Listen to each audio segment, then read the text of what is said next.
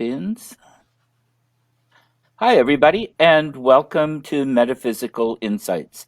This is William Becker. I'm your host, and with me today, I have a pretty remarkable human being, Mr. Michael Beers. Um, Hello.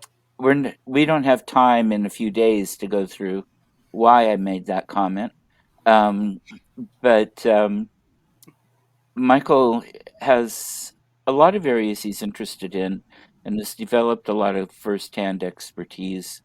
Um, and so we're going to talk a little bit about some of the Bigfoot stuff, the crypto, the metaphysics with some of this. He has another book he wants to talk about, just kind of all kinds of things. And as you all know, if you want to ask questions or comments, you just write them in the comment place, and I have the magic power to make them show on the screen. So everybody should be scared. Anyway, Michael, thank you so much for being here. Yeah, It's great to see you. It's been way too long. yeah, it has.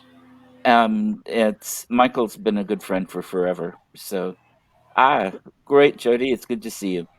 Anyway, let's start. Let's start back a little bit. I'm not going to go into the whole how you've got involved in paranormal and everything else because that would take 5 shows in itself. Yeah. Um, and you've talked about some of that with other people, but how did you really start getting involved with Bigfoot? I was down in the area of Mount St. Helens, sort of, and was camping as a youngster with my grandparents. And my cousin and I went doodling down this river, fishing as kids do. Uh-huh. And we wound up having a daytime sighting where we shared the trail with a very large at Bigfoot or Sasquatch. I don't know what else to call it. At the time, the only reason I knew what I was looking at was because I was familiar with the Patterson Gimlin film of what the Sasquatch they call Patty. Okay. So, that was, like I said, daytime. Um, it traumatized my cousin, and the opposite effect for me. I wanted to Hmm. learn more. I was I had already spent many years out in the woods. I had seen most every creature in the Pacific Northwest, and this was very intriguing. It was something that just captivated me. I wanted to know more. So Yeah. that's what led to that. So that was 40, a little over 40 years ago. So when you were two. Well, I just turned 59, so it's been a while. um, no, that's fantastic. And I know what you and I've been around you on some of these expeditions. Your reaction isn't to run away. Yours is to go forward, trying to Yes. shake hands or have a conversation. Yes, I Um, introduce myself. I show respect, mhm. offer my hand, and if that happens, great. If it doesn't, I don't. I offer it, but I don't continue to push. Right. So you've seen me, Hmm. and so I think respect is a big part of it. You're Yeah. going to get more if you show more. Well, yeah, and it's just part of how we should be more in the universe, I think, or in the world. And it doesn't Right. mean that we don't take care of ourselves too, or we accept things that aren't okay, but um, respect is vital. It's a lot easier for me to think about being respectful sometimes to something like a Bigfoot or a Fae or a ghost. I hate that word, but for lack of it's Right. one people understand, um, than it is sometimes to living. And I'm not trying to dish the living. It's just that my emotions don't get in the way as easily Right. with the other ones, and um, they can be triggered more easily with living people. Yes, whether we I'm had some justified or not. experiences. We had some experiences you and I did as in a group that were pretty amazing. They were pretty amazing. Yes. Well, we went out twice at two different times, and the second time there wasn't so much sighting, but Devin had a rock hit him, remember? Yeah. Not hard, didn't hurt, just enough to say hi, Yep. Yeah. and there was nobody around, and I don't think one of the Only Fey us. folk could have done that. I think it had to have been a Bigfoot. Bless then all the rest of it the time before that was Yeah. pretty fascinating. There that was nonstop mixed bag of everything from what things going on in the sky to hundreds of lights of what I call fairy lights. I don't know what That's else what to call them. that's what I call To them. Bigfoot experiences and other elementals. That was I. I mean, remember how emotional I got? I mean, that was the Yes, first time in my life that that's ever affected me that way. I wound up just sitting on the slogging road, just sitting down, and the tears just flowed out of me, just running off my cheeks. And I was yeah. like, I don't understand what's happening to me, but this is really profound. There was some pretty incredible contact made, Yes, and the young one was real close to coming out and taking her hand. yes, that And the was mother was getting convinced until the father spoke sense. And he wasn't mad, he was right, you know. yes, Um, absolutely. and um, it was incredible. And I know I hadn't seen she's on the road, and I think Kathleen saw 'em. There's thousands of little lights that there was Yes, nothing that could have illuminated them. These were all self-illuminated, plus the ones in the bush, the little yes, bit larger ones, that's and the hundreds plus that I was talking about. You guys saw. Now, if you remember correctly, I was standing. I said, "What are you guys talking about?" Because I was the only one in the group that couldn't see them. And you uh-huh, guys were like, "That's amazing! Look at them. They're streaming. They're all over the place." And I walked up there and was moving my hands about, and you guys were saying, "Every time you move your hands, they move away from you, and then when you put your hands down, they come back." And I was like, "You guys are all hallucinating because I'm in the middle. You're saying I'm in the middle of them, and I see nothing."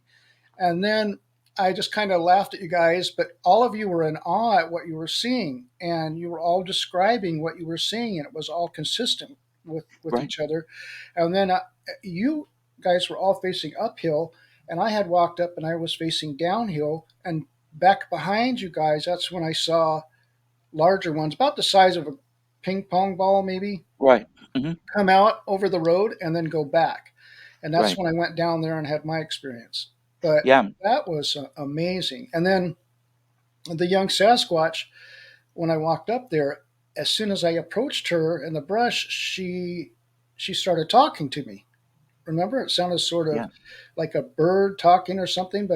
And then I had another gentleman that came up there with me who said, "I am so glad I put my hearing aids in because that was very clear. I It was remember that. amazing." Yes, and just for the listeners,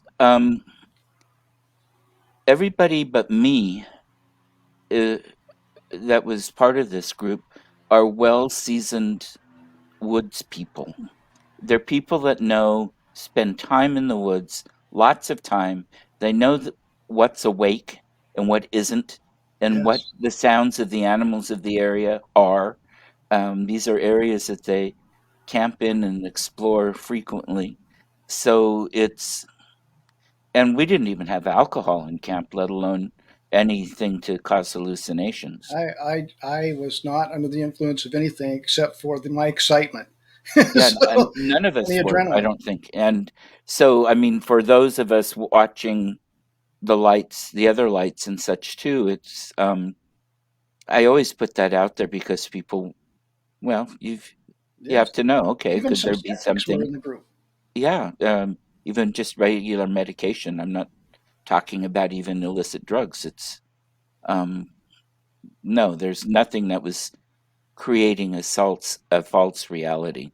And also to give viewers and listeners a perspective is that for this area, it's near Mount Adams, and I now I've been going out there for almost 30 years.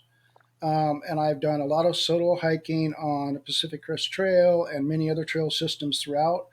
Mhm. I've camped there, um, and it's just spent many years out there, Mhm. and all times of the year. And those lights, I've never experienced those anywhere else. Now, I have seen solo lights, just one. It Right. looks like a headlamp moving through the trees. That was not new to me. But Mhm. to see what we saw, I have never experienced that before, and I'm deeply appreciative of what we experienced. Right. Very grateful. I am too. And folks, we look. Is there something? Okay, are there light sources? It was dark, but light enough from just the ambient light in the sky, the stars, the moon, whatever, that we could see without. We weren't using flashlights at all. Right. We could see well enough without anything. There weren't any other vehicles around. There was nothing that could have lit up what we were seeing. And it was all new to me. Well, and that's when I finally had the one show me himself Yeah. Well, at the end. also, I want to add that when many times, more often than not, when people are experiencing these lights, they're also having a Bigfoot experience. There's either been a sighting, there's been calls, knocks, some sort of communication, and the lights are also there at the same time. I Mm, actually have not ever seen any of the lights in the woods like that, where we weren't out having Bigfoot experiences as well. And I don't mean like rustling in the brush or something like that. Something large, something that's making vocalizations, hammering on a tree, throwing pebbles at us from the woods, out onto the road. mhm. For years, I had this one. The first rock that was ever thrown at me, it hit me on the hat, rolled off the bill of my cap, and I was holding an audio recorder, and it landed right in my right in my arm, right here between my arm and my belly, and I caught it. And Oh, great. I was like, wow! And how did they? How did this like throwing a dart into a bullseye every time? And how do you get it out of the brush like that with all those branches interweaved and get it through a little tiny hole out to the road? It was amazing. Yeah. Um, but on this Mount Adams area, And folks, before you ask, no, we're not going to tell you where exactly. We promised them we wouldn't do that. yes, And yes. Mount Adams area is very large. So when we were walking down as a group, Mhm. I I usually can sense when they're around. Right. I got this feeling that that we were being watched, that there was something going on. But Kathleen, my other half, Kathleen just absolutely stopped, and she turned around and looked back where that the young female was, and I said, "Are you sensing something?" And she said, "Yes." I said, "Yes, I did too." And then at that point, the rest of you engaged, and you were able to let us know a little more what was going on from where you Hmm. were. And then that's when I walked up and approached, and Right. that was exciting. Yeah, it Even was. even with it was a young female, but even with that, she was tall enough that where the road dropped off, when she started talking to me, she was still slightly above me. I'm, well, 5'6" now, but 5'6", 7", somewhere in there. So she Mhm. was still slightly above me, and was like 3 feet from my face. I mean, she Yeah, was right there. I just she was. I had my hand out and I said, can you touch my hand? I trust you. You can trust me. And Right. and I fully expected to slowly see a hand come out and caress the palm of my hand or put the hand in mine. She was that close. Yeah, I could she hear her was. breathing. That's how close she was. Wow. And it's interesting too because they weren't quite materialized. No, no, I And so got the this is sense too that. Yes. This is part of the thing with me too, where I really do feel they're interdimensional beings because they they were communicating in lots of ways, including mentally. Um, and this presence was so strong. Um, and how many and all the rest of it. But you couldn't, and it wasn't just because they were behind this little row of trees and shrubs, they just weren't materialized yet. And it's like they were holding off and didn't, just enough to interact, but not enough to get a picture taken or physically seen. Now, I haven't had a whole lot of the what people experience cloaking and things like that, or watch them materialize and dematerialize. I haven't had a lot of that through the years. Hmm. Most of the sightings interactions I've had, which by the way, full standing right in front of me in the Blue Mountains, Washington, uh, a 9+ foot male and I interacted for quite a while. Then a team came over. There was a scientist in that team, Hmm. and then he didn't like them being there, so he started throwing sticks at them. But when I first noticed he was standing next to me, he was less than 10 feet from me, Wow. and so, but I could see him clearly. I could see that he was a male, and I Hmm. could see every every contour, all the muscles working when he was moving. It was pretty amazing. So I've had a lot of those. Not too many of the cloaked or dematerialized that I know of. However, I having gotten into this with communities because I've been in this a long time, as I said. But once I joined the community and started going out with groups and started hearing other people's experiences, I'm flashing back on experiences that I've been having all along, Hmm. meaning that how many times have I actually been looking out while I'm in the woods and I see something shimmery moving through the woods and look at that and go, what was that? And people are saying, what are you looking at? I don't know. I thought I saw something. Well, once I got into the communities, started dealing with others, then the stories that I was hearing, or experiences, I should say, that I was hearing from them were that's exactly what they were seeing, and then it just materialized. Okay. So there's a video that I want to that I've been analyzing photos and videos of the paranormal, from UFO stuff to Bigfoot, other cryptids, spirits, things like that, for over 20 years. Right. I kind of shut that down because I was getting stuff from all over the world, and it was really taking up my time. And a lot of Um, it's not very good. A no, lot of most of it's it's pretty fake. garbage, Yeah. stump squatches and things like that. Just Yeah. really nothing worth dealing with. Mm. And when you tell people, it's hard to tell people, no, it was nothing. And then a lot of people don't want to accept that. Well, you don't know what you're Right. talking about. So Mhm. I just kind of dropped that. But I was sent this video by a researcher that's very well known here in Washington by the name of Paul Graves. Okay. Now, Paul's been on TV shows and been in articles and such. Um, he sent me this video, and he said this was down near where the Patterson Gimlin film was done, and he got a flat tire as he got to the end of the road, and right at the trailhead. So he was expressing his displeasure with that. Yeah, he was having a conversation with his vehicle about how stupid it was and all. Uh-huh. I'll spare everybody the language, but so anyway, what he does is the same thing that I like to do, and then he put a GoPro on his backpack, looking backwards. Oh, okay. So as he's walking forward, it's looking to see what's behind him. Hmm. So as he enters the trail, he's a good roughly 50 yards in, and then you see something dart between the trees. So it had been on his left side, over his left shoulder. It's darting between the trees. And the next Hmm. tree, as he's advancing forward, it's going to the next tree. So he noticed that in there, and he wanted me to analyze it and see if I could pull out some really good still images out of that. What I found in there was way more interesting than that. Uh, he got to the point of about 60 yards in the trail, Hmm. and um, and whatever was darting between the trees stopped. It didn't do that again.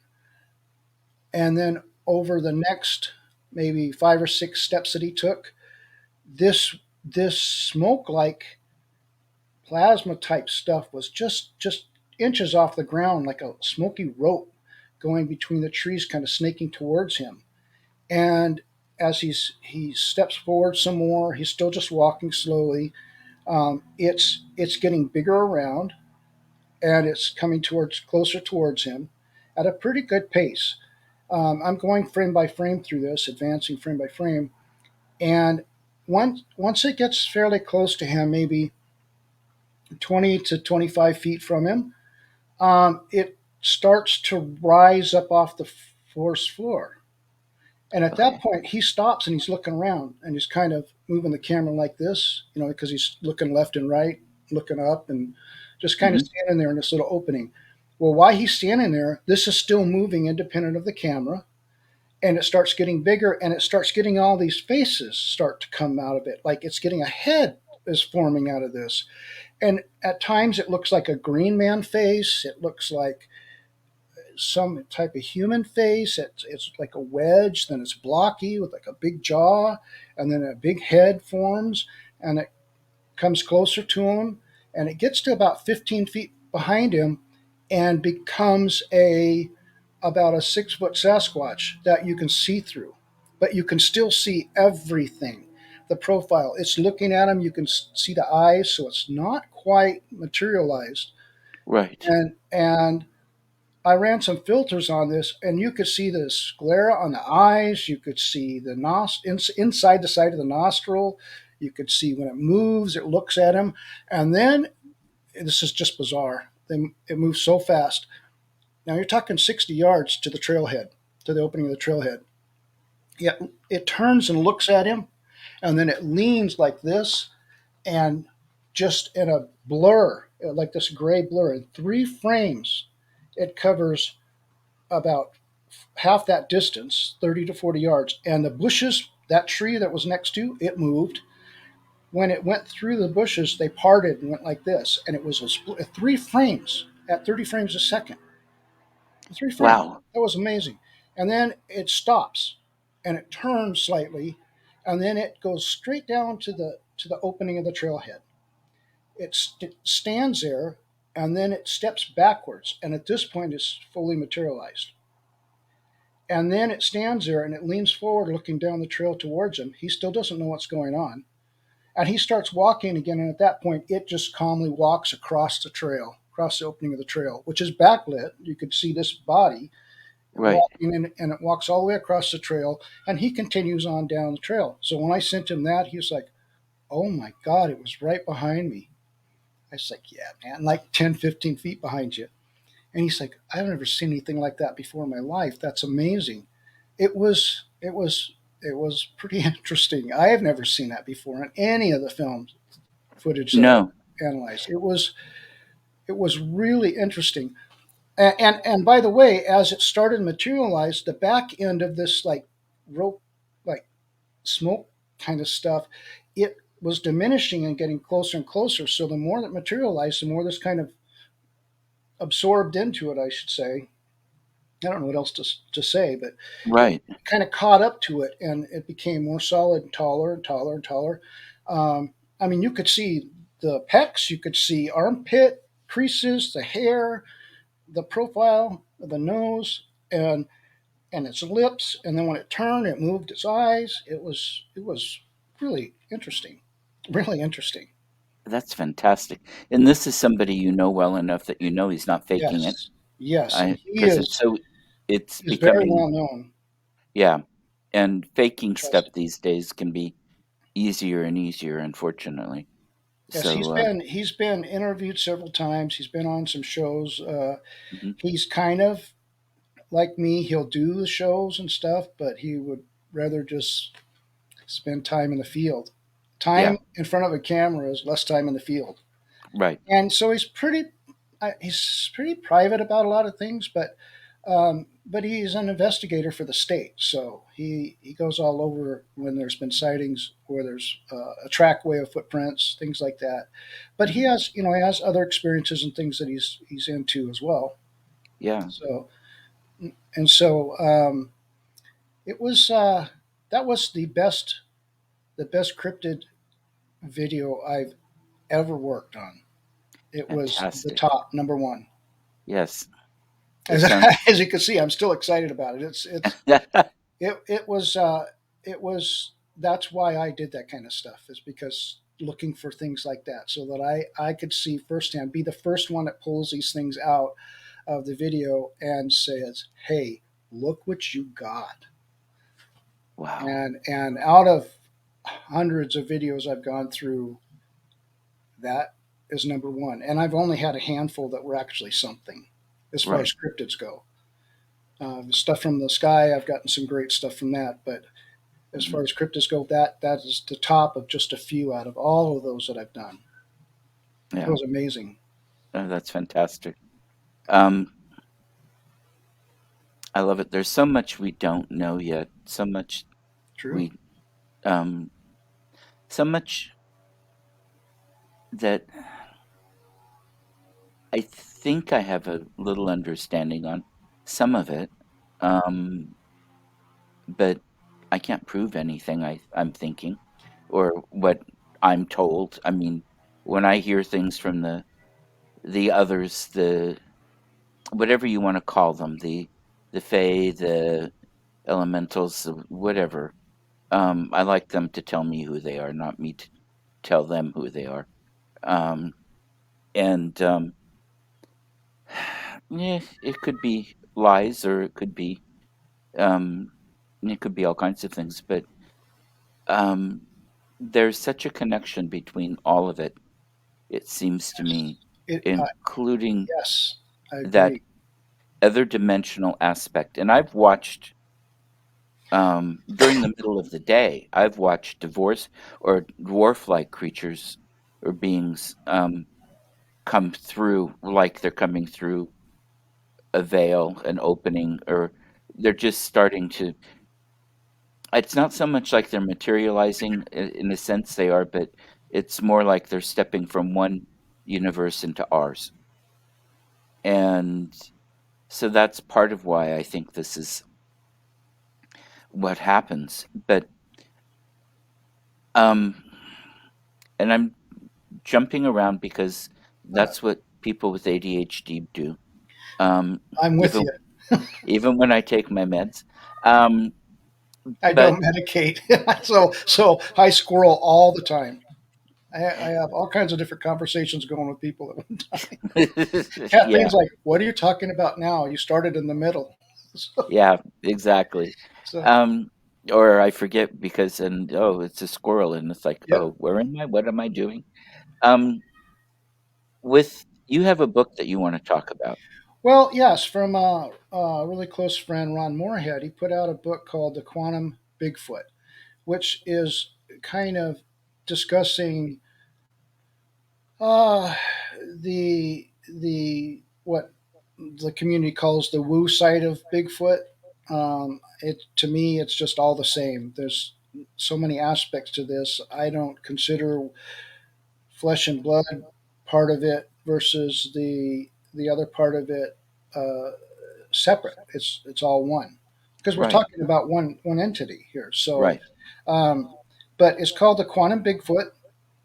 It talks about spirituality and science and all those things. But this also touches on the interdimensional part of it and the possibilities and uh, what many of the facts are that lean towards there being some validity to all that.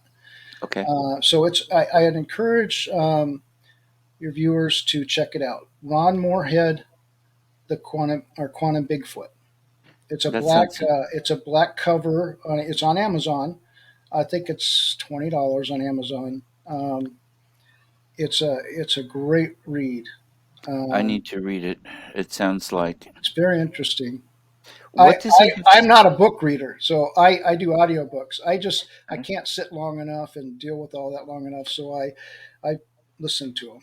But this he's got a couple books out, and one of them is about the Sierra Sounds, which is where him and another guy recorded numerous times recorded conversations going on with Mhm. Sasquatch in the Sierras down in Okay, California. But this right. book is really about the other side of things. Oh, see, Which is Jody's coming on saying Ron's book is amazing. So and it's very informative. Jody's another one that's very much interested in the metaphysical aspect of Yeah. things, as because that's the piece that interests me the most too. And where then does this go um, with consciousness and our own connection with that universal consciousness and these beings in that whole sphere as well? All Because connected. exactly, We're all connected. You and exactly. I and them and that and that and that. We're all connected. Because so often we think about this universal consciousness, but we forget that we're not the only ones that are part of this. Right. Going back to the 60s and such, I'm old. I remember those days quite well. Um, and I was too young to be able to do anything that made me forget them. So, but old enough to remember them. Oh Um, boy. um, and to see what he has to say and how to put this together, I think, because also then from a historic perspective, because I'm a student of history. Yeah, Um, and if you look at the Native American part of Sasquatch history, well, actually globally, mhm, every continent has some sort of stories, either experiences, even ones that really don't have. Um, they haven't been found. Any tracks haven't been found, or anything like that. No evidence of them has been found, like here in the U.S. and Canada and stuff like that. But and in Asia, but they still have encounter stories in their history. So I don't know how right. that comes to be, but for the most part of the world, there's been some sort of sightings of bipedal creatures like this. So Yeah. And there's enough similarity, like between the Yenta or Yenti of um, the Himalayas oh and yes, different places from a time period. Now, the peoples going back to, well, in the Neolithic, but even into the Mesolithic, people were traveling a lot. There was trade in a lot of places. There wasn't so much here, but I mean, we didn't have people yet during some of these years. But when you're looking at the Middle East, when you're looking at parts of Europe, you're going up and down the Mediterranean. I mean, trade was a big deal. Even before the Bronze Age in England, they were trading with the Mediterranean and such because England had tin. The other countries were making bronze. We hadn't caught, or the English hadn't caught up to it yet. But the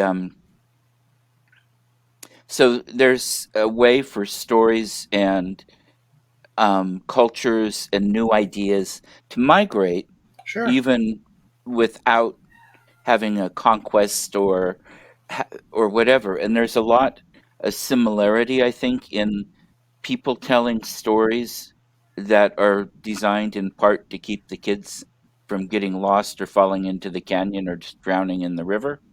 Um, Yeah. you scare them to stay away.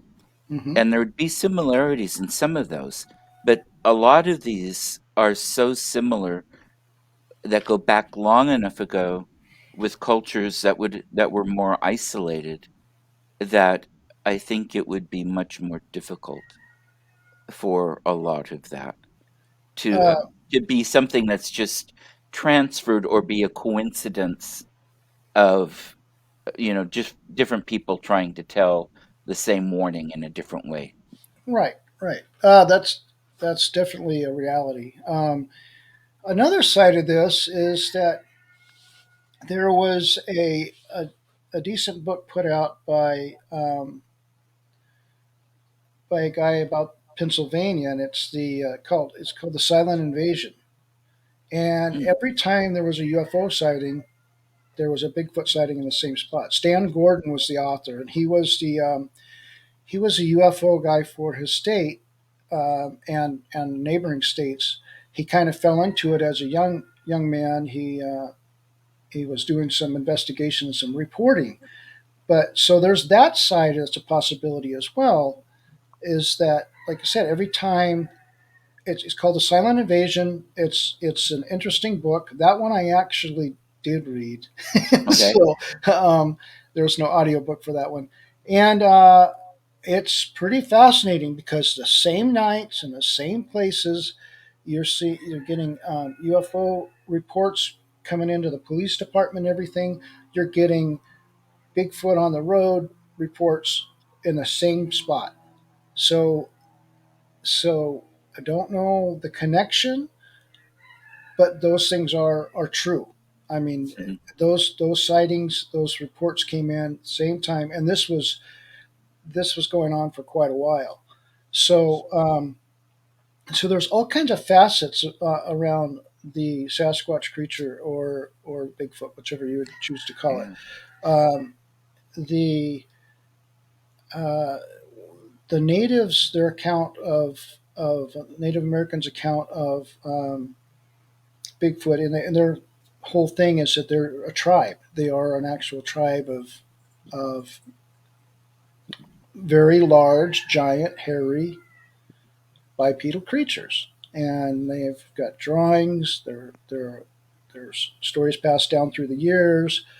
Um, I mean, it's a big part of their culture, especially here in Washington on the coast. Hmm. You have tribes nowadays that are still honoring and respecting. The Ho Indians have here in rainforest area, it may be the Quinaults. Anyway, in that area, they have what's called Sasquatch Church, and they have put a huge chunk of land out there that is protected, that they don't even go on. They stay off of it because they want to leave a safe place for them to do their business, to do whatever they do. Okay. It's just off limits. It's a huge chunk of land, Excellent. but they they don't go into it. We, there's through the Cascades. There's been several spots that I've been to that some very interesting, bizarre things have happened. So there'll be a sighting or vocalizations, and then not only will the lights show up, but you'll have You'll have something coming into camp, messing with Hmm. things in camp. Okay. I mean, you That sounds experienced some of that. familiar. Yeah, you Yeah. experienced some of that, Yeah. um, and coming in and vocalizing with one another while people are in camp talking. One time in the area of Morton, Washington, we were sitting in the dark, several of us, and while we would talk, there was tapping, tap, tap, tap, like a drumstick on a log, tap, tap, tap, right by us. And when we would stop, the tapping would stop. We would talk soft and keep talking. It would tap, tap, tap, tap, tap, and it would move. It was moving around us. Another time in the Cascades, uh, several of us were in camp, sitting in the dark, way up in these mountains, and rocks started coming in, and they Hmm. were hitting our tents and hitting us, just little pebbles. And there was vocalizations going on, some conversation going on, back and forth.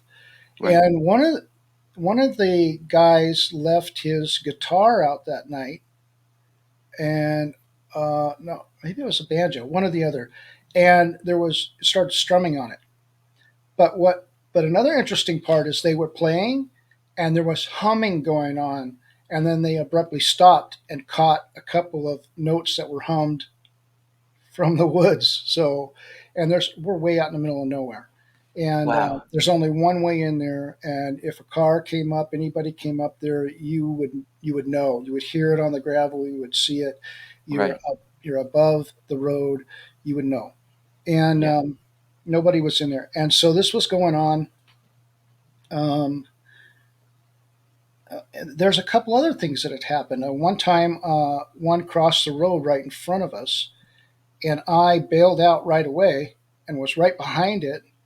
And then it jumped over this creek, and right out in the open, it went behind this tree, jumped over the creek, ducked behind the tree, and it never came out from behind the tree. And this tree's like 15 feet from me in the open. And it's Right. you've been in the big timber forest. There's not much underbrush. It's Right. right out in the open. It never and it couldn't have hidden from me and gone straight, because by the time I jumped over there, it was a matter of a second, maybe 2 seconds tops, Hmm. where I got to the bank. I jumped over, and there was nothing, and I could see for at least 50, 60, 80 yards out. I could see through the trees. There Right. wasn't. Where did it go? It just it did a rise and fall step behind that tree and never came back out. And there was tracks going right up to that tree. But not coming back out. Hey, there's a case where Well, they've said, military. oh, go ahead. Go I'm ahead. sorry. No, go ahead. They that one night they were very clear that they do not want proof of them found because no good comes with man. Right. I remember that. And um or no good follows man. I can't remember which way they No said it. good comes from man. Yeah, and they don't want to be the victim of hunts. Right. They don't want to be locked up or whatever else. And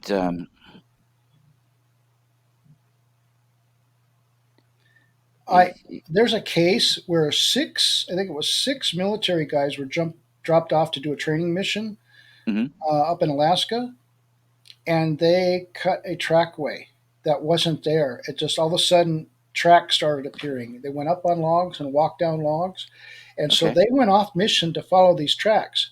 The tracks were going out across this opening in the snow and stopped, just stopped. mhm, So they were very puzzled by how could this be? There was no tracks coming back, none on top of the tracks it already made, and none going forward, and nothing in that opening for it to step up on. Where did it go? mhm. And they followed this trackway for a couple miles. It's a great story. Yeah, A few of them came forward and told the story. Some of them were afraid that their commanding officers would think they were crazy. well, So some of them would also get in trouble for talking, probably. I yes, mean, the military wasn't open about things like that back not too long ago. there's been several cases where all of a sudden the tracks just show up out in an opening, Hmm. not, and then they disappear in the opening. So it's a Yeah. short walk trackway, So there's some way that these beings are entering an area and exiting an area, which and would lend towards an opening or some sort of some way for kind of them a, to come or into this the, dimension or whatever. yeah, the ability, whether or not it's an opening that's there or just one that they're able to create, That's an coming and option. going, which makes more sense to me, frankly. Um, um, that um, they would do that, and I think that also helps with cloaking. Cloaking, you could possibly still have tracks, even though you couldn't see them, and Possibly. maybe maybe how it goes, but that's a little bit too Star Wars and Harry Potter for me. I So when I had the sighting where I was communicating with the one that was really close to me, the big male in the Blue Mhm, Mountains. After that, I between then and going back the following year, I took a interspecies communication class.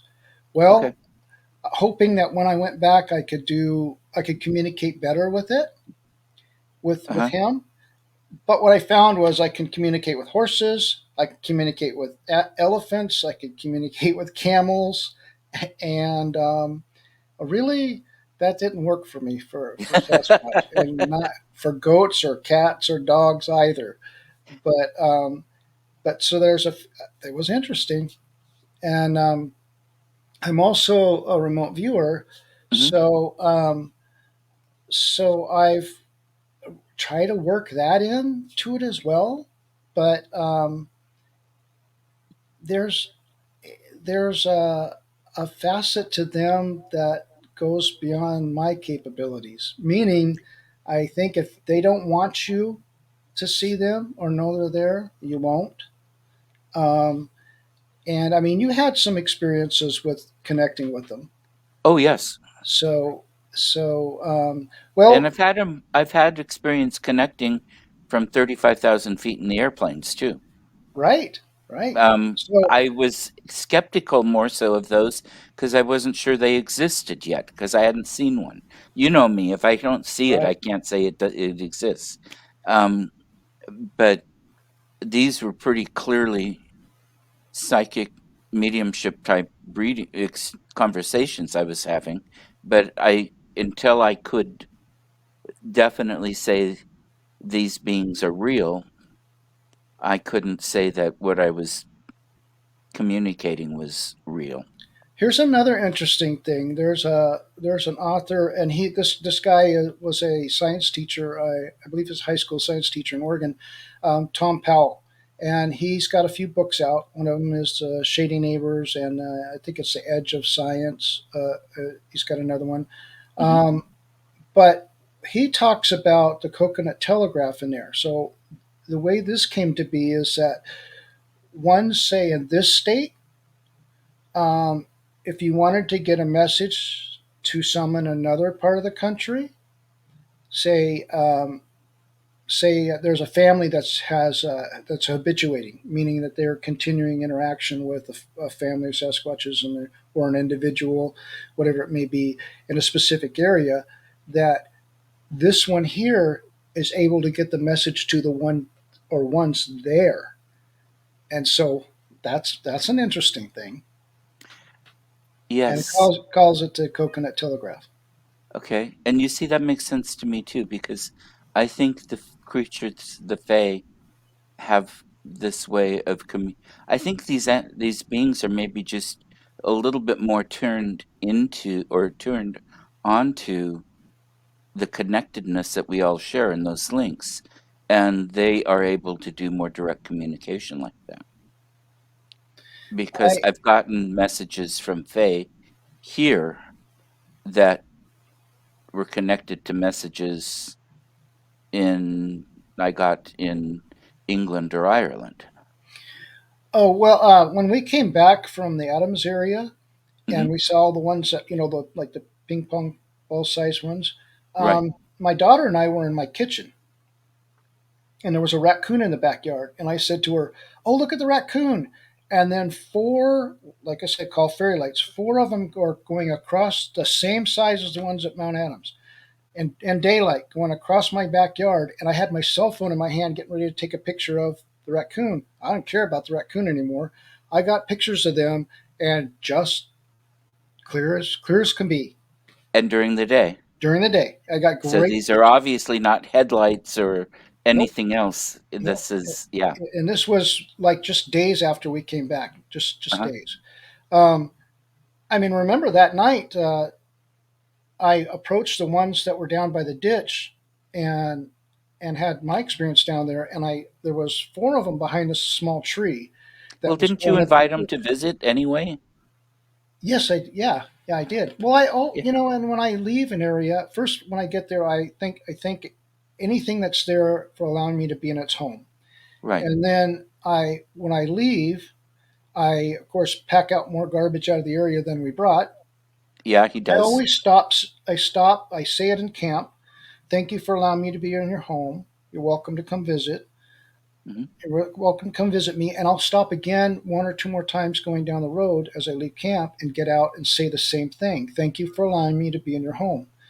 Mhm. So with these four, I approached and had remember another guy, Mark, had come down and was standing next to me, and I said, "Are you seeing this?" And he goes, "Yeah, but I don't know what it is I'm seeing." And he was a skeptic, and he's like, that's amazing." And I stuck my hand out, said, "Could you come land in my hand? I Mhm. trust you. You can trust me." And one broke away and came over to me, and I looked over my shoulder and I said, "Man, this is going to happen." And I should have never said that because they No. turned and went back and joined the rest of them. And then they were going over the logs and the stumps and lighting up the forest stuff on the forest floor. And as I looked up, there was hundreds of them in my area, and they all started coming up and rising and going up the hill. And and if you remember, when I was coming back up, there was another elemental up the hill from me, watching me. Right. And so that the whole thing was quite an experience. And then, of course, when we were sitting in your pop up and we got surrounded and they were talking back and forth and walking in the Yes. gravel around us and laughing, that Yes. was a pretty cool experience. And putting their hands on people's backs. Yes, and reaching in for your container, your food container. Yeah. Uh-huh. I was sitting Um, right there. It was right to my left, and I saw that hand reach in for your food container, and you were like, "Did you see that?" It's uh-huh. like, yeah, that was pretty. My eyes are watering right now. Yeah. That was another And profound I and experience. I'd left it there as something for them in case they wanted to. That Um, hand was in there next to your chair that far. There was yeah. like, and And I those just saw those fingers were like and that wide. I saw an imprint or an impression of it coming. I didn't see the full solid hand in. I saw mostly just as it was leaving or coming in something. I can't remember exactly, but it was. I mean, It it was reached it and it was there. almost grabbed it. It was starting to close Mhm. its hand like that, and I looked over and saw, and it was squeezing its hand, getting ready to grab it. And I did a double take. I looked again, and it opened its hand up and pulled it right back out the gap. Uh-huh. And Yeah. then remember Dale that grabbed a hold of his chair and was shaking his chair from through the tarp, and Oh, I don't remember it shaking his chair. I three remember feeling. times, boom, boom, They boom. said that the handprint. Was it you and him that had the handprint?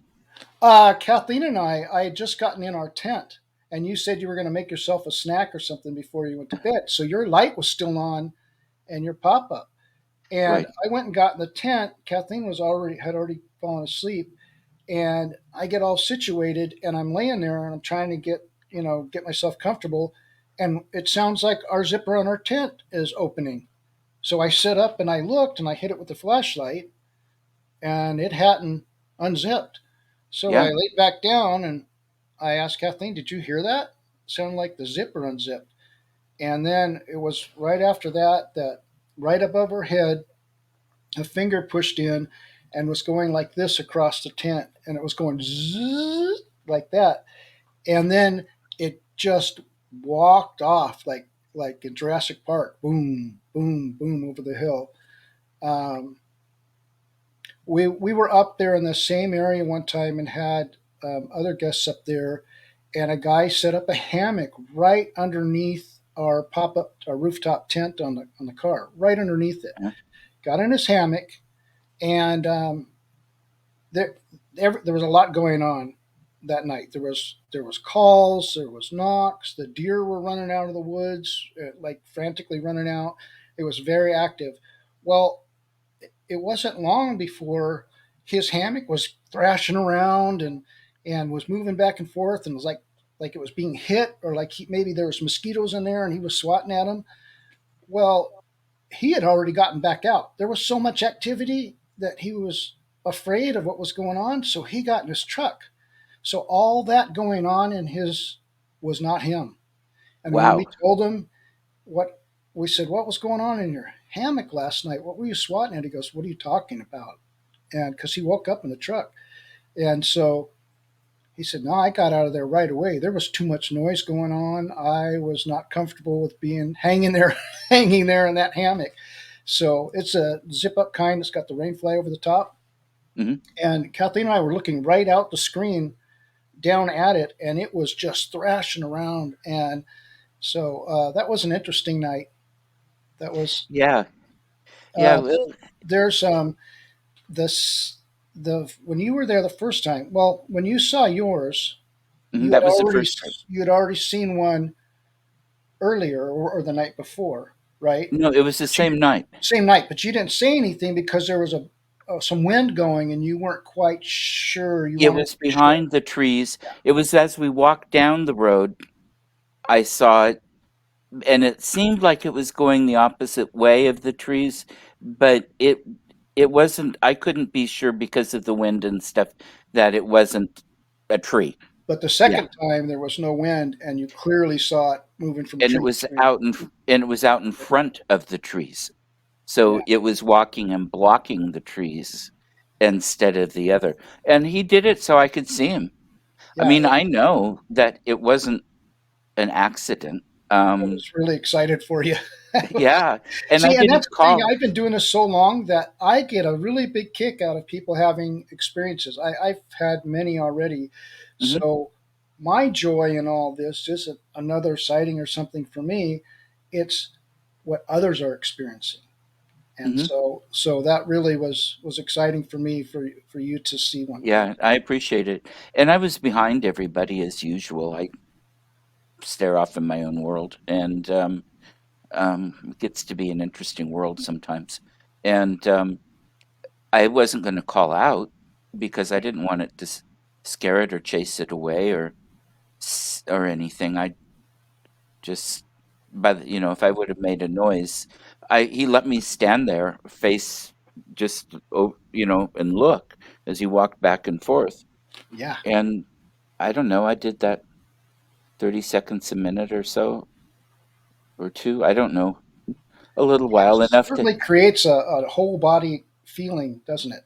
yeah, It's like you sort of get goosebumps, but yet there's some sort of connection that happens at yes, the same time. yeah. And I'm not sure. I don't think it was the father of the family. I think it was somebody else, but I could be wrong about that. But then my guides, when I got home, my guides were telling me, the ancient ones that I consider, they said, "Okay, now you know, move on. Been there, done that. It's time for you to leave that alone and move on to other things now. Leave them be. They When don't I need you." when I first got into this, not 40 years ago, but when I first got into this with the communities, I saw Mhm. everybody was setting up cameras and audio recorders, and they would leave video cameras out all night in the woods and all this stuff, and they had the bionic ears and all this stuff. And thermal cameras and everything. So I did all that too because I was doing what everybody else was doing, and I hadn't. I had already had a bunch of experiences, and I was having less using all this equipment. And Right. on top of that, there's a few things. You're married to the equipment. While everybody was in camp, enjoying each other's company, waiting for experiences to happen, I was out there setting up cameras and stuff, and then I would think about those. Did I hit record on that? Did I change the batteries on that? Should I Hmm. have done a different angle? And then, of course, you've got all the review of all the audio and all the video, hours and hours and hours for a weekend. You've got hours and hours. And Right. so after that first year, I decided I'm not interested in proving anything. I'm not interested in doing all this. I set out an audio recorder, as you know, and I Hmm. tell them I'm putting out an audio recorder. If you don't want to be heard, don't say anything in the area. Yeah. And but I don't, and that's just for me to just enjoy listening because you know Right. me, I haven't posted anything about No, you haven't. any of this No. stuff. And I So I'm wasn't. just gaining life experiences and Yeah. enjoying it. And that's, for me, that was just my own guide saying, okay, now you've got other things to do with your journey. You Right. know this. And so you don't need to pester them. And I'm not talking about you or anybody else. I'm talking about me. Yeah. Um, So I just go and out and camp with friends, and if something happens, great. If it doesn't, I'm not yeah, disappointed. I'm hanging out with my friends in the woods. I love it. because So we had things pretty much every night. Yeah, yeah, we sure Mostly did. because before the night before I saw anything, we had a lot of activity in camp. That was a lot of the sound and the noise and the things. And then that one time, what I was talking about with the hands too, were with that last night, and it was stormy, but or rainy and Yes, windy and cold or something. It was miserable. it was. And We thought it was going to snow, and that was what, June or July, something like that. yeah, it I was think it was. I don't remember exactly. I think it was it in was July. like yeah, that was like okay, I really need a small RV. Um, It was cold. yeah, and I had the window, I have the sides on the canopy up, the pop up, so we couldn't see, but and I thought it was you, but there were two of you, I think, that had deliberately sat next to the wall so you Kathleen could pushed her see. back against it so she could be touched if one wanted to. Yeah, and two of you had a hand. Two people had their a hand on their back from it. Yeah, Dale also was sitting in the corner, and yeah, so there were that was going on as well. Um, uh, what's the question that we had? Have you had anything that really startled you, that was disturbing you and had to leave? Nope, Basically, you had not to for me leave. personally because I go towards that. Yeah, I haven't had anything. I've had things that create caution, um, in general, and I try to be respectful, but I haven't had anything drive me away from a place when I've No, been looking at dead people or elementals or anything else. But I try to be really respectful and cautious going in. yeah, And if right. I don't feel welcome, I won't stay. I'm I do the same thing. I'll make an attempt for them to connect with me or Mhm, communicate. I'll ask a little bit, and then at that point, like the one in the Blue Mountains, I said, I'm here. I've come a long way to meet you.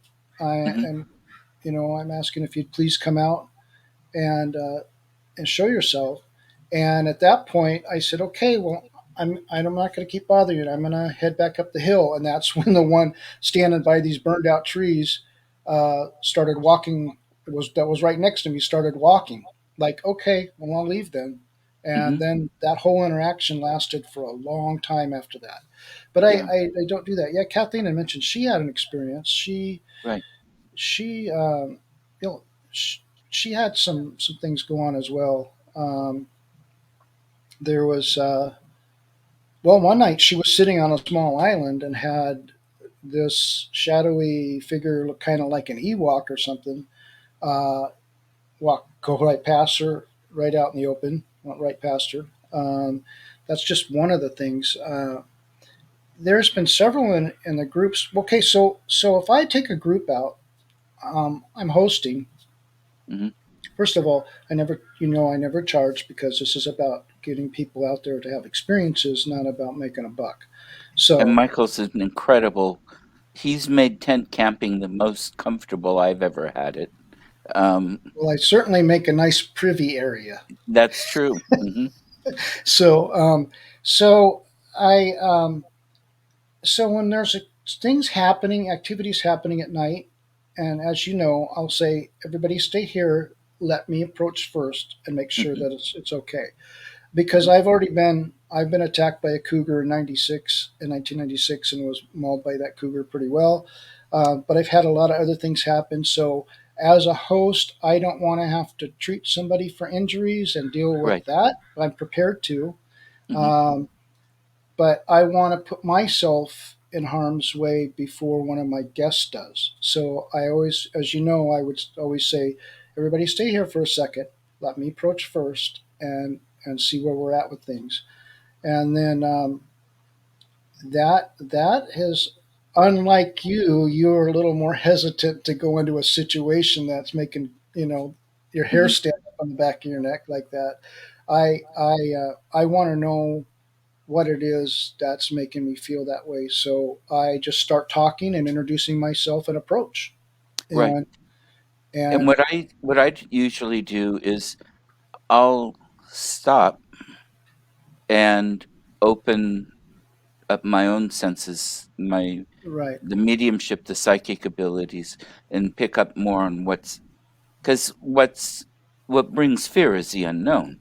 Hmm. And if I've got something that's sending me a signal of possible danger, I'll look to see what it is. And, okay, well, yeah, no, this is fine. As long as I'm careful with them, this is great. I can do this. This is no problem. But I, I get that before I keep walking. Um, Right. You check in first. I yeah, so so for me, it's people have said, "Wow, you're really brave." People have been in group with me, or on in a forum or something, say, "Wow, you're really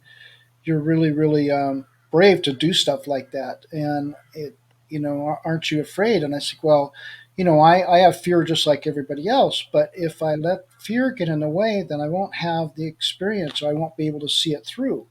And right, so I will put fear aside, do what I need to do, and then later I might say to myself, "What was I thinking?" right, But at the time, I don't let fear creep in there and take control, because I'm there for a reason. I'm there to hmm, for an experience. I'm there to learn, and right, and especially people like us that pick up on things. If I pick up on something and it fear works its way in, then I may have missed a wonderful, pleasant experience just because I'm picking up and maybe misinterpreting something. right, So I do sort of check in a little bit like you do, but I'm not as cautious as many. hmm, And some have said, well, that doesn't sound very safe to me. And say, well, this is my life, and this is what I do, and I don't want to miss anything. So if I wind up putting myself in a situation where it's not a Sasquatch, and it's not something other than a bear or cougar or something again, then um, then I'm gonna, any Sasquatch experience or cryptid experience or elemental, then I've added that experience to life. If it turns out right, to be a situation that's dangerous, I deal with it then. I'm in it already. So yeah, now I've got to handle that however I handle it. yeah, But I certainly don't want to miss out on that, or the same when I mean, I went through this in the Walker Ames house in Port Gamble. I had an okay, experience there where you know, um, not only was by the dumbwaiter, not only was there a male talking to me clearly, and I said, "Oh, excuse me, I didn't mean to get in your way." I thought he was telling me to move, uh-huh. and I didn't even know. First time in a Walker Ames house, I didn't even know there was a dumbwaiter there, and that Oh, there's somebody who hangs out there. yeah, in the And so, basement. right. And then another Yeah, time in the Walker Ames house, this bar of light that was like, I would say, like a section of lightsaber, started in the corner just above the floor, and came across, and I was standing by the sewer pipe, over by the hmm, dumbwaiter, and it came across, and I reached down to grab it, and just as it was going under the pipe, I was waiting for it to come out from the other side of the pipe, and just as I went to grab it, my fingers literally almost touched it. It just went away. So if I let fear take over, then I would have been running up those stairs. And especially after I was talked to, I yeah, was, I was like, oh, I mean, he said something to me, and it was uh-huh. really clear. And so I immediately just got out of his way. I said, oh, I'm so sorry. I didn't mean to Yeah, get in your way. And yeah, then there was absolutely nobody in that corner. So then I was asking, like I asked Jill and Darren, what's going on in the corner over there? Oh, there's a dumbwaiter there, and there's a male that hangs out there quite often in that corner, and he does yeah, talk to people. Um, so it's just those kind of things. So when I'm out in the woods and I'm trying to have these experiences, I am compelled to put fear out of the equation so I can have my experience. yeah. And Well, it's paid off. I mean, I've had some life changing experiences because I put fear aside. right. And you've had some life-changing experiences because you have put fear aside in other ways as well. Talk So, about a man with multiple lives. Um, well, yeah, well, that's a whole um, nother show. that's right. That's a series of shows. Um, but yeah, and the beings that were human, they're not the ones that scare me. What I okay, I was raised pretty rural, you know, through school and stuff, and we traveled all over and camped, and I've been to tons of national parks and hiked down to the bottom of Bryce Canyon and back up again. That's a little ways to go, actually. It's kind of steep. Um, and just stuff like that. But um, we always learned to make noise on the trails because you don't want to surprise a cougar or a bear. Right. I would also shuffle feet and stomp around occasionally to send warnings to rattlesnakes and water moccasins and other things at times, simply because there wasn't always room to get around them. And you couldn't always see or hear. I mean, um, but it's people often running into people in the woods that are maybe living or doing things. And I have Humans are seen, the real monsters on this planet. right, and I That have seen humans make me lots nervous. I've seen lots and lots of bears, including grizzlies, up close, but it was from the car driving around in Yellowstone. And you'd stop maybe and watch them and stuff with the windows up and no food and smart. But if I'm alone in a tent or out in the woods at night with something like that, I get nervous about those sounds because I don't know what they are. Um, I don't really want to be dinner. Um, And I'll just talk. I just talk to them. Hi, yeah, welcome to my camp. uh-huh. You know, But no, and that's and great. usually when you see a black bear, it's just a jiggly bear butt as it's running away. Now grizzlies are they're different. Yeah, They're not. and we don't have grizzlies down here at this point. We used to have Mm, them in the right. Cascades, but and we don't have the Alaska brown bear, which is basically a brown grizzly. I mean, a grizzly with no hump. I mean, as far as and they've got the temperament of a polar bear, I guess. But so our the reality is we don't have and that you were attacked by a cougar. We had somebody attacked by one a few years ago, and it was the first time in Oregon's recorded history. Yes. You know, I have a little story about that. hmm So when that was in the news, I told you I'm a remote viewer. I hmm told Kathleen she's just downhill from her backpack, and the cougar that got a hold of her has a scar across its face. and it did. And they found her. They found the woman just down the hill from her backpack, and the cougar they killed had a scar across its face. So I Yep, told. There's been, I'll view people that are missing, and I've found a few. yep. So that was I was very lucky with my situation. She tore me up pretty good, but I survived it. So I don't, you know, lightning can strike more than once. Yes. but but again, I'm not going to pass on situations or experiences because something like that happened to me. I mean, Oh no, and I I'm wouldn't. going out, and if it happens, it happens. If it's my time, it's my time. But Right. I'm gonna enjoy life until I get recycled. Yeah.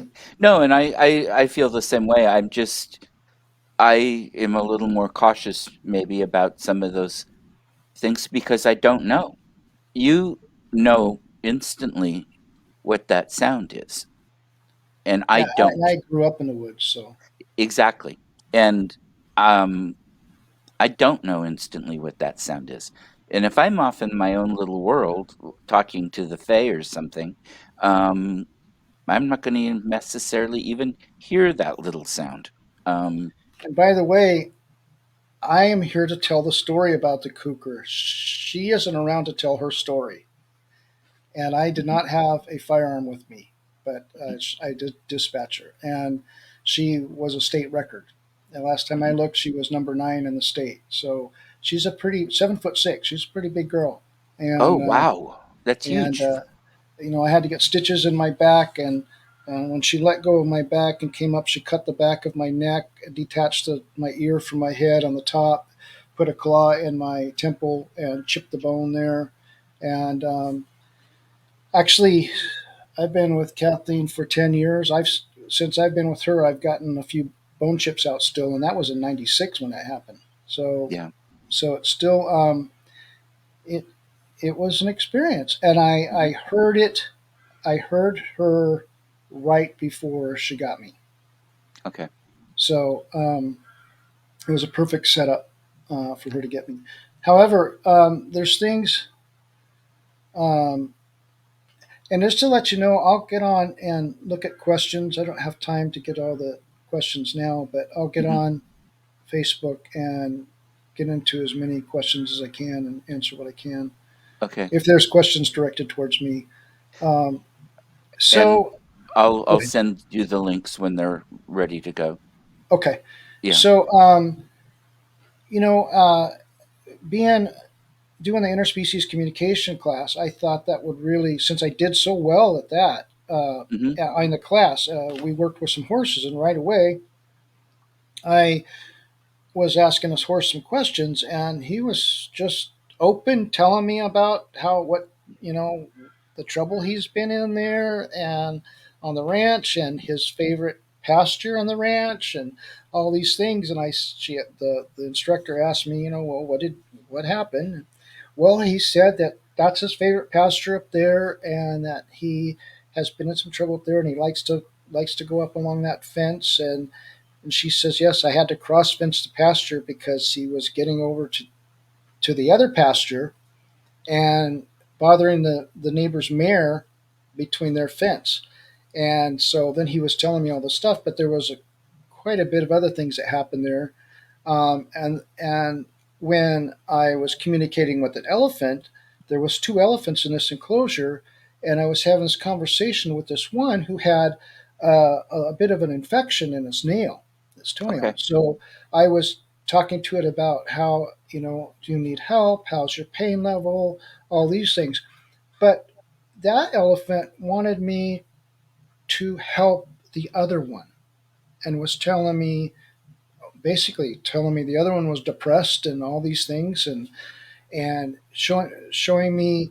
Well, let me back up. So when I communicate with animals, I get a series of images and impressions, and nothing like like mind speak or anything. Like some Right. people say that Sasquatches do mind speak and stuff like that. I That's That's how I not what. commun I think that's how I communicated with them. I'm So assuming that's in a what mind you mean speak by that. situation, back and forth in your Yeah. head. Yeah, yeah, a lot Mhm. of people talk about that. I haven't had that experience that I know of. Mhm. And then so I'm dealing with. Kathleen and I went to the zoo here in Tacoma. Her idea was to go there and see if I could communicate with the zoo animals. Well, so I'm having this conversation with the elephants, and I'm just blown away at this conversation. It's just great. I'm getting all this information, and we're just going back and forth. And then we start walking to another location, and Kathleen's out ahead of me, and I don't even see her. And I'm getting this image of this camel, and this camel connects with me before I even get to the enclosure it's in. And it's talking to me, and it's just loading me up with all this stuff, telling me, come visit me, and and all this stuff. So I finally get around, I come around the corner, and Kathleen's standing there by Mhm. this enclosure. And so this camel's like, there you are. And so it was pretty interesting. So I went back and forth with the camel for a little bit. Uh-huh. Um, so I was really excited about all this communication, hoping that I would be able to have a full blown conversation with Sasquatch, this way. Um, I We went and visited some friends down in Sioux, Oregon, Uh-huh. and they had horses, and I told them that I was an animal communicator, and their daughter all weekend had me out there talking to those horses. First thing we do is walk out there, and I'm standing between two, and she says, "Okay, tell me how old this one is." So I connect with the horse, and it kept saying, I kept getting 7 and 8, 7 and 8, 7 and 8, and so I said, "Well, I'm getting 7 and 8, so I'm just going to go with 7." And she goes, "Well, ask it this and ask it that." So I just kept doing all this with this horse and giving her all the answers, and she's like, "Oh my God, I can't believe that this is real. I'm going to go tell my mom." And so she goes, "Well, how about that one over there?" And it was the older one. With her name was Tequila. Hmm. And I asked her how many children she's had, and she tells me, and then she says the fourth one had a problem. So turned to this girl and I said, "What happened to her fourth one?" She said, "I don't know." I said, "Well, something happened to the fourth one." We go into the house. She goes, "Well, let's go ask my mom." We go into the house, and I ask, and she says, "What? Oh, now you've made a believer out of me. The fourth one was born deformed. We had to put it down right away." She goes, "You're freaking me out. Now I'm a believer." So then we go back outside, and she says, "Well, ask that one how old it is." So that one was 8. And I said, "How come you didn't tell me she was 8 when I was standing between the two of them getting 7 and 8?" They both were answering me at the same time. Right. And so, and so, so every time we went down there, that kid had me out there the whole time asking all these horses questions.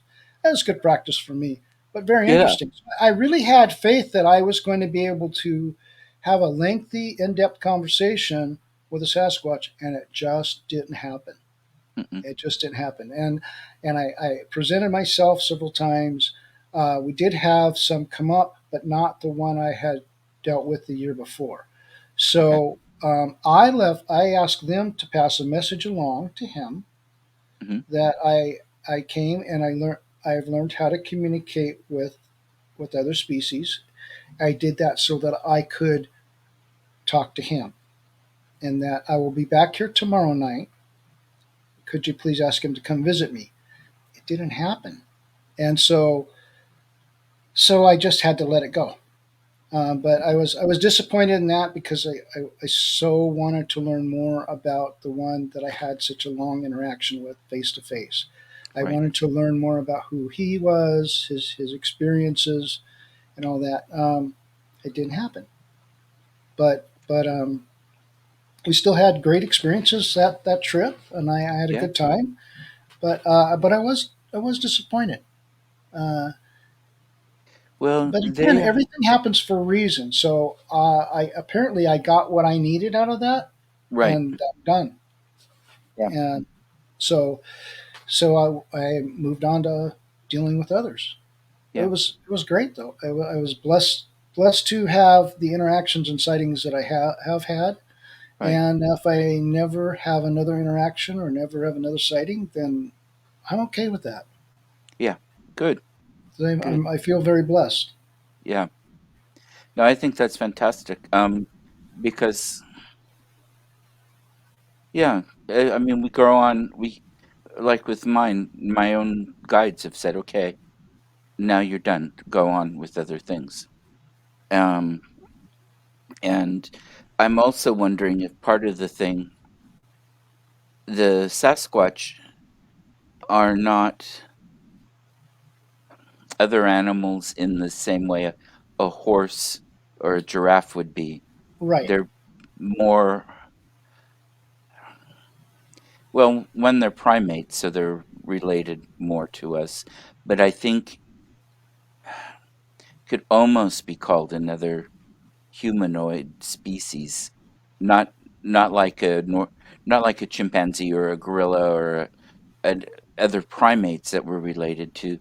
This would be more like Neanderthal. I mean, that's not what they are, but I mean, it's closer to us than the other animals would be. I've heard many people refer to them as stupid wood apes, and there's nothing stupid about them. Oh no, They're nothing. amazingly intelligent. Yes. Um, So that is just that I find that offensive. The conversations I was having with them, I've had conversations 3 times now, or at least for the, um when on our trips, and then twice, once flying back home from, um, LA, and once flying back home from Denver, um, and flying over the mountains and saying, "Oh, let me see if I can pick up on anything." And zooming, because I do remoting too, and 30,000 feet isn't too big of a deal. Um, but Time, distance, and space with remote yeah, viewing does not matter. You go forward, backward, and anywhere, anytime. yeah. But the conversations were like we're having. They're Right. not fractured. They're full thoughts coming through, full patterns. There's cause and effect reasoning. There's critical thinking skill. There, you know, I know an awful lot of people in this country that could learn something from them. I bet the interactions that I've had, the sightings and the interactions I've had, like the one in the Blue Mountains, he Mhm. was analyzing me as much as I was analyzing him, Oh, I'm sure. and there was emotion on his. I could see emotion on his face, his eyes looking me up and down as I'm looking at. Well, I had clothes on, he didn't. So, and I have to say that anatomically, for his size, I was that was a little underwhelming for what I expected. So, but his hands, his well, actually, my first sighting was like I said was in the daytime on a trail, Mhm, um, and that one I was able to see his get a good look at his hands, the sheer size of his hands, and the look of its nails, and mhm, I took all that in, and his eyes looking at me and looking away to the direction he was moving to, and then looking back at me as he crossed the trail. mhm. At one point, when he was behind my cousin and I, he put his hand out, and that's when I told my cousin, faster. He, I thought he was trying to get us, but hindsight, in the moment, that's what I thought. But hindsight, playing it all back, I don't believe that's what. Um, oh, Kathleen's. That's a very interesting thing that Kathleen's putting on there right now. That's a whole nother experience. Uh, Yes. so anyway, so I think it was just putting a hand out towards us to either say it's okay, or it's possible that he put his hand up to clear brush as he was going across the trail. Mhm. But that was my first sighting, and it was a pretty big deal to me. And Right. so I've got my younger cousin to protect, and that was my priority. So, but playing everything back, I went right back out there the next day. I went out there. My cousin says, "I'm not going." That scared the hell out of me. I'm not going. That thing was huge, and I say, "I've got to go. I have to know more." And so Yeah, I when it got a was that really good close that look. it was ready to touch you almost, if it wanted to catch you It or could have, do something, it would've. yeah, Yeah, yeah, big enough to just pull me apart, but that yeah, didn't happen. And right. so I've never had actually, and that wasn't a bad experience. In the moment I had the fear took over, and trying to get my cousin out of there. Mhm, But since that one, every one of those, I can say that I have not had a single bad interaction, not a single one. All of them have been very interesting. Um, uh, nothing. I've never been worried. I've never got a fantastic. feeling like something was going to happen to me, something bad was going to happen. It's all they're very curious. They're playful. They're jokesters. They also. I mean, you're coming into their home, Right. so they'll try to bluff charge you with stuff. I actually had. I was down in the Adams St. Helens area, sort of in between, and had two of them talking and back and forth right out in front of me in daylight. And then when I got on the radio and said, "Hey, can I get a few more people out here?" Uh, a whole bunch of people come running over the hill, and they split. Well, that night we found one of the trackways, a trackway that went up on this hill above this lake. And Kathleen was with me that night.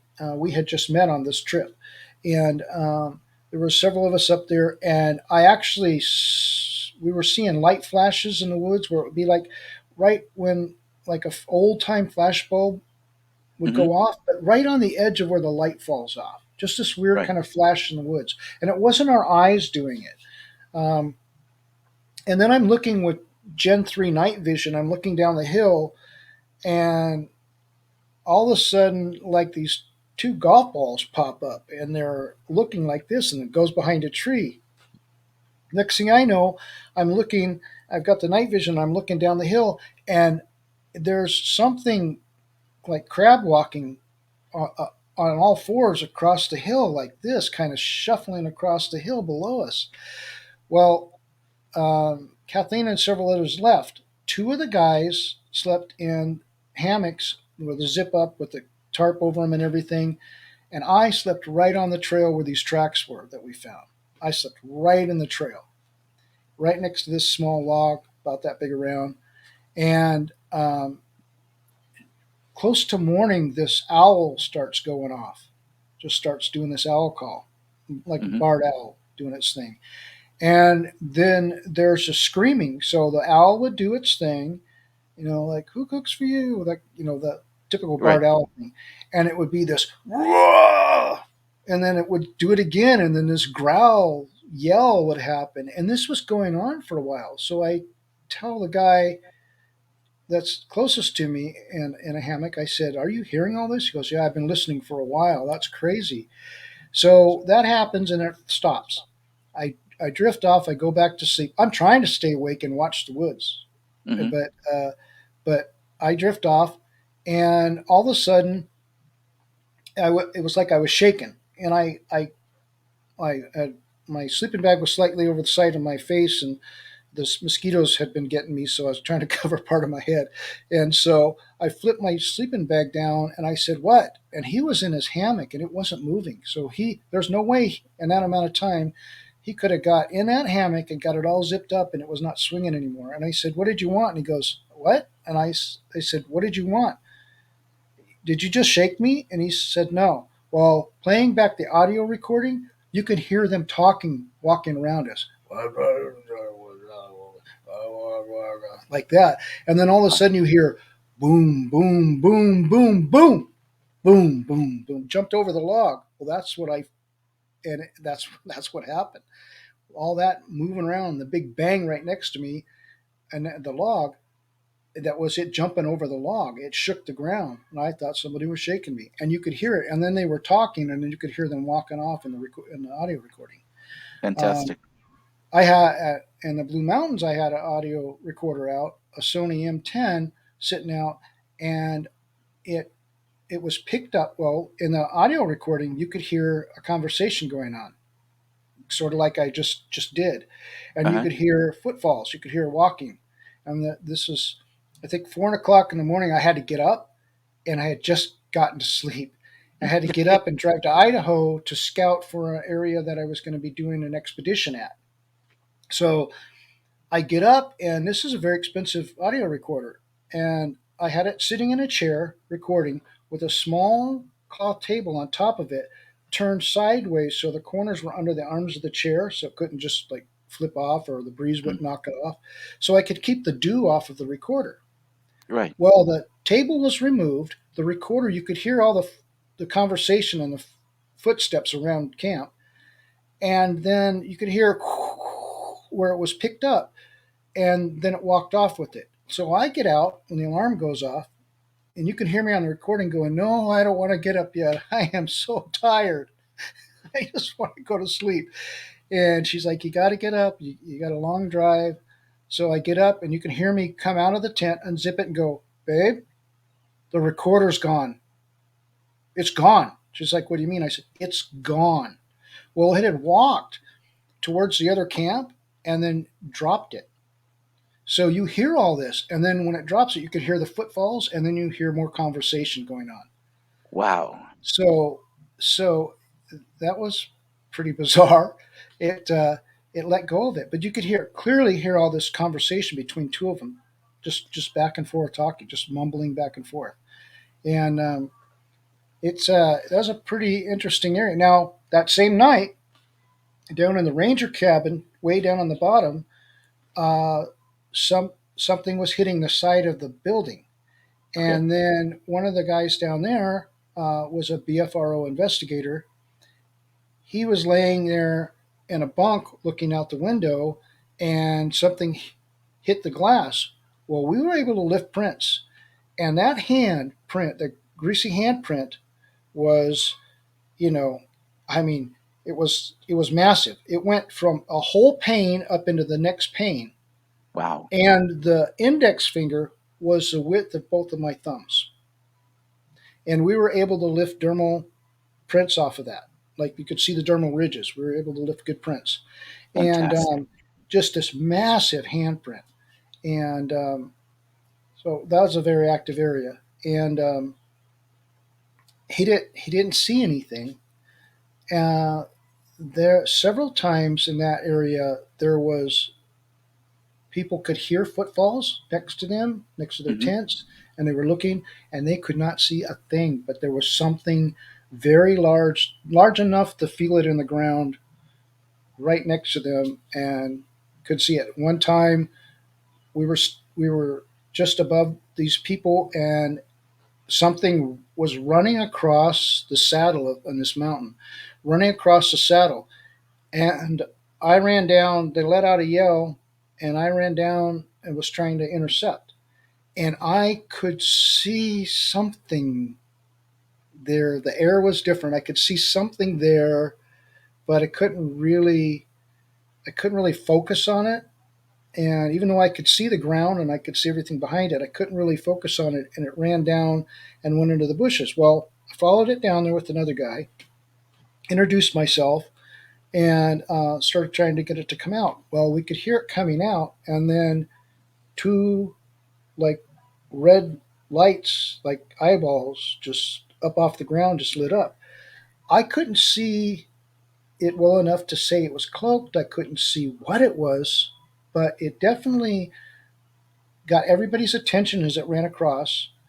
And with night vision, you could see the outline of it. You could see it sort of looked like a shadow figure going Okay. across it, across in front of the night vision. But then as it went down there, I mean, I was right on it, and I couldn't see it. So I couldn't see like. I mean, I was right on the sound. It's right in front of me. The footfalls are right in front of me as we're running. I'm running right behind it Wow. and trying to intercept as it's going down. I'm coming from the other angle and trying to intercept. And but I couldn't see any like shimmery stuff. I couldn't see anything like others talk about. So I've never had that cloaking experience that I can 100% say where I could see through it or see the shimmery stuff or the real outline of it like some have. I Wow. want to see that, but Mhm. but I haven't really seen what others have seen yet. So Fan- there's a whole nother, well, other than dimensions, there's a whole nother dimension to these creatures that I'm intrigued by, that I really want to experience. yeah, and that's a part of it. I mean, we were talking a little before the show started too, and we've been going for an hour and 40 minutes. It's about Yeah, time to wrap up here pretty quick. But with the interconnectedness and the communication, oh, it's hard for me to describe. Um, but I would like to have more of an exploration of some of that, and not just with them, because I've already worked with some of that with the Fae in general, and I continue to. Um, and I know it sounds like I'm a nut job, but I have seen with my own two eyes in the middle of the daylight these kinds of beings. Now, Bigfoot was at night, but some of the elementals, Fae, whatever, have been during the day, some at night. But and they've been solid and they've been real, and it's I believe because I've seen, and I can't Right. explain it. Yeah. There's no Can't other take explanation. that away from you either. No, It's your and I experience. can't come up with other explanations. It's not pareidolia in a bush, and it's not this, it's not that. Right. I go through all that. Sure. I Um, mean, you're going through the Rolodex trying to match it up with something, and exactly. yet it's still happening. So even though you can't match it, doesn't diminish what you've experienced. No, it Doesn't take makes away it from it. more likely it's what they're telling me it is or something. But anyway, part of how all that fits together, and I think you've just given me some more. Oh, excuse me. I'm so sorry, everybody. No worries. Giving me some ideas for a new project. Oh, Hmm. I've got a couple big ones going on or looking to go on now, but this is another one. Um, cool. Thank you. yeah. As we're I talking, mean, I think. I'm Oops. the kind of person that will go out into the woods in the dark and just Mhm, sit and invite things in. mhm, Come, anybody out there? Would you come like to sit by me and visit with me? And so that's paid off a little, and but not as much as I'd like it to. So other outside of Bigfoot, Sasquatch, or whatever these beings are, I am open to visiting and meeting as many different things as I can. mhm. So I'm Depending just on their intent. yes, which I think that they get mine because I Yeah, don't. I'm not out there to prove. I'm not out there to harm. I'm out there to learn and to right. experience. So And they know that. and Well, I absolutely show respect. The only reason I ran towards what was going on there is because people called out like there was a problem, and I was up the hill right, from them. So I ran down to help whoever was in distress. And then right. they all pointed and they were pointing, and their fingers were going like this. So I just followed their fingers, didn't know Hmm. what was going on at the time. So, Yeah. but for the most part, and then, like I said, when I got down to the edge of the bushes, I introduced myself and then politely asked if they'd come out and visit with me. Hmm. And then they stayed there and they moved around a bit, shifted from right to left, and kind of shook some brush around and everything. And at that point, I was like, okay, you don't want to communicate, you don't want to come out, then I'll leave you alone. Thank you Yeah. for thank you for letting me have this experience, and I'm gonna go now. Hmm. So I think intent, respect, uh, all that has something. And by the way, I don't knock on trees, and No, as for the most part, I don't they do don't calls. like Now it. I was with a film crew that asked me to do a call, and I said, well, I won't do a call here because this particular spot is a safe place for them, so we need to go somewhere else, and I will show you what a call is like Hmm. because I don't really like to do that stuff. So I did it for them, and you know me, I don't even really like to do these shows much. I'm more of the behind the scenes guy with the Right. background of TV and film and stuff. So I like to do the technical part of things. So I don't disrespect them by banging on their trees. I mean, how would you like it if I pulled up to your yard and I got out and started banging on the side of your house with a Yeah. stick No, they wouldn't. And or they're yelling at you? right. And it makes them mad. It's They, disrespectful. yeah. And so, Matter of fact, we um, had a remember Mel was there, and he's in Yakima reservation, and he's a Yakima native. mhm, And he does all the investigations on the Yakima reservation. Well, he said, you know, he had said to me, "This was a wonderful expedition, and I appreciate the amount of respect that you show them. This is the first one I've ever been on where people are not yelling and banging on the trees and stuff." And I said, "Yeah, I've asked everybody not to do that because this yeah, needs to be a safe place for them to come and visit, and I just think that that's rude." And so it's he said, rude. "I really appreciate that." And who wants to make something that big and strong mad at you? I There's mean, that factor too. I mean, aside from the Sure. rudeness part, yeah, I want them to like me, not I mean want that to, that hand that reached in for your container was bigger than yes, your head. yeah, Could have and just it could easily probably covered your squish head. my head. Um, Yeah, yeah, you were like 6 inches from that thing. oh yeah, I deliberately said it. up that way, and that was pretty with that cool. opening there, so that Do you it remember did how it. excited I was? I was Yeah, giggling, and I was so excited. I was yeah, so excited for that whole experience. yeah. It was No, it was wonderful. great. It was great. It was, yeah, it was good. Well, anyway, everybody, I want to thank you so much for watching, and I will get to you probably later today or tomorrow, Michael. I'll get Okay, the links. Although this will be up on the Simply Spooky Facebook page almost immediately. It shares pretty much, or it saves there pretty fast. okay. I'll get on Um, and look through the questions and see if there's yeah, anything that pertains to me that I can answer. And great. remember, the book is by Ron Moorhead. It's a quantum Bigfoot. Then there's Tom Powell, and that his books are the Edge of Science and Shady Neighbors. Hmm. And I think he's got one more. Don't remember now, um, but those are a couple of good ones that are well worth the read. Yeah, and folks, Michael's somebody I trust. I I know he's honest. I know his integrity. I'm always leery about all of these things because a lot of people don't have the right intent, or they might have the right intent, but their critical thinking skills are lacking and they jump to conclusions.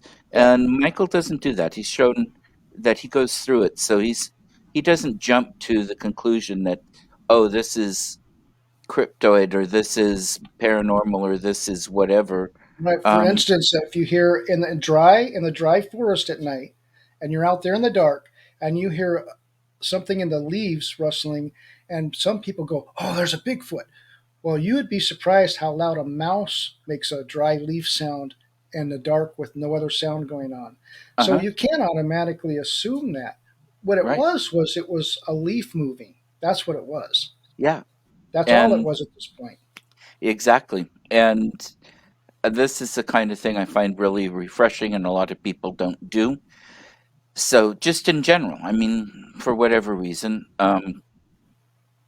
So I'm gonna look forward to reading the books because Good. I trust your judgment on those. And two, And I always get called on these shows for Bigfoot stuff because everybody looks at me as the Bigfoot guy. But there's so many other things that I'm involved in and do quite well and have a great time with. yeah, And so I'm open to all kinds of conversations, all kinds of topics. That's one thing about me is you are safe to talk to me about any paranormal stuff. As bizarre as it may sound to others, I'm going to listen. I'm going to ask questions. I want to learn your experiences and your right. perspective.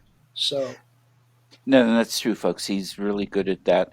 And part of this show is called Metaphysical Insights, and that's part of why I wanted to do the Bigfoot and the other realms piece of possibility with it and such because of that connection.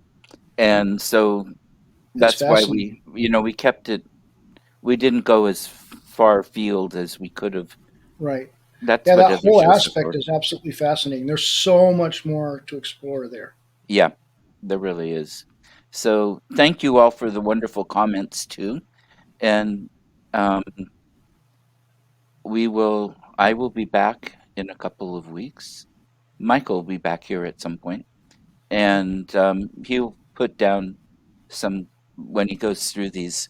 If he's got a link or something to anything he wants to share, he can put that in there Sure. then as well for you to get to. And yay! Yeah. Thank you, Thanks everybody. Thank everybody. you, William.